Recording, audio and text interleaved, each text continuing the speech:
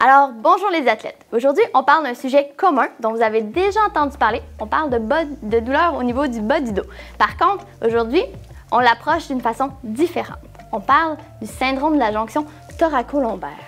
Puis là, vous allez me dire, qu'est-ce que ça mange en hiver, la jonction thoracolombaire? Je vous explique ça.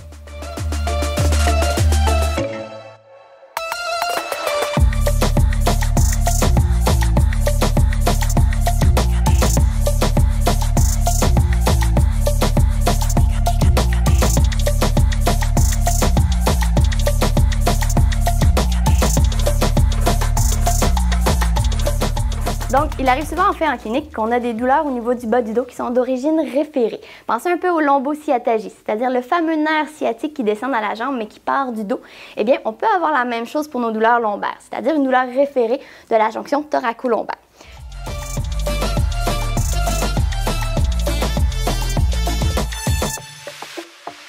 Donc, voici notre ami la colonne. On voit ici le bas du dos, les 5 vertèbres lombaires dans le bas. On a la partie thoracique qui est vraiment un petit peu plus vis-à-vis du tronc.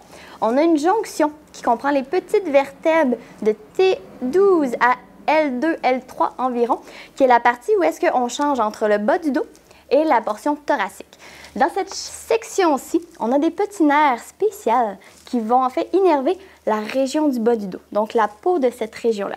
Il arrive parfois qu'on peut avoir des douleurs lombaires d'origine thoracolombaire, ça veut dire de cette petite jonction-là. Vous pouvez être aussi bon que possible pour faire des planches ventrales, mais ça arrive très souvent en clinique, en fait, qu'on évalue justement la stabilité au niveau thoracolombaire et qu'on se rend compte que, en fait, c'est ici qu'il y a plus de mouvement. Donc, douleur qui part de la jonction thoracolombaire peut référer de la douleur dans le bas du dos et être une source de problème, en fait, sur le vélo. La particularité, c'est que cette région-là, elle est majoritairement responsable des rotations et de l'extension. Donc, c'est ces deux mouvements-là, en fait, qu'on va vouloir venir vraiment renforcer pour éviter ces problèmes.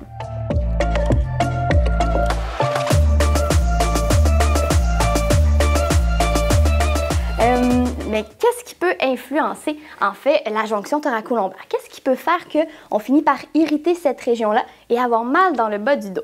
Effectivement, il y a la force, en fait, des muscles qui servent à venir stabiliser les vertèbres en rotation et en extension, donc nos multifidus et rotatores. Il y a également aussi notre flexibilité. Ce qu'on retrouve en fait plus souvent chez nos cyclistes, c'est vraiment cette deuxième partie. Flexibilité du psoas, le muscle qui est à l'avant de la hanche, en fait, et qui s'attache sur les vertèbres thoracolombaires. Donc, un muscle raccourci vient tirer et peut finir par irriter cette région et finalement créer des douleurs qui sont référées dans le bas du dos. Donc, hey, on est rendu à la partie que je préfère, en fait, les exercices. La particularité, en fait, des exercices pour cibler un peu plus spécifiquement la jonction thoracolombaire, c'est que ça nous prend des exercices soit en dissociation, c'est-à-dire que, un peu comme lorsque l'on marche, les bras et les jambes ne sont pas dans la même direction, et des exercices qui travaillent autant la stabilité en rotation qu'en extension. La différence avec le renforcement, en fait, pour la région du bassin et lombaire bas, c'est qu'on va essayer des exercices qui sont vraiment pour le corps, un peu plus profond au niveau transverse ou extenseur. Super! Donc, l'important, comme on parlait, dissociation au niveau jambes et tronc. Donc, ça peut être simplement la position chevalier qui est assez facile à reproduire à la maison. Ce que je recommande, c'est avec un élastique, un exercice que j'aime beaucoup, qui va venir travailler en stabilité et en rotation. Bien important, l'objectif, c'est de tenir le mouvement et non de faire des torsions au niveau du tronc. On prend l'élastique, on met la tension à l'intérieur et l'objectif, en fait, c'est de tenir comme ça ici. Vous allez automatiquement sentir que ça vient travailler un peu au niveau des muscles du dos. N'oubliez pas que vous pouvez contracter aussi les abdominaux bas pour vous donner une petite chance au niveau de la stabilité. On tient une dizaine de secondes et on peut retirer la tension. On recommence et ainsi de suite. Si vous avez une poulie au gym, encore plus pratique, vous allez pouvoir charger progressivement sans problème. N'oubliez pas de changer de côté en changeant l'élastique et en alternant également au niveau des jambes. Donc, si votre élastique est votre droite, le genou droit est au sol pour que vous puissiez vous en souvenir. Si on fait l'inverse, ça veut dire que lorsque vous allez avoir le genou gauche au sol, en fait, on met l'élastique à la gauche. Plus facile à retenir comme ça. Inverse. Tchouk. Et voilà. Donc, excellent exercice pour les abdominaux, pour le contrôle et renforcer, pour aider à stabiliser justement la région thoracolombaire.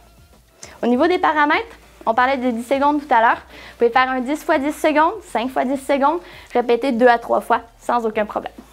Donc, si effectivement vous expérimentez des problèmes lombaires qui ne veulent pas partir malgré vos essais au niveau exercice, renforcement, sachez en fait que les professionnels de la physiothérapie sont là justement pour vous aider à identifier la bonne source du problème et à vous aider à les traiter de façon efficace. Donc, bonne séance d'exercice!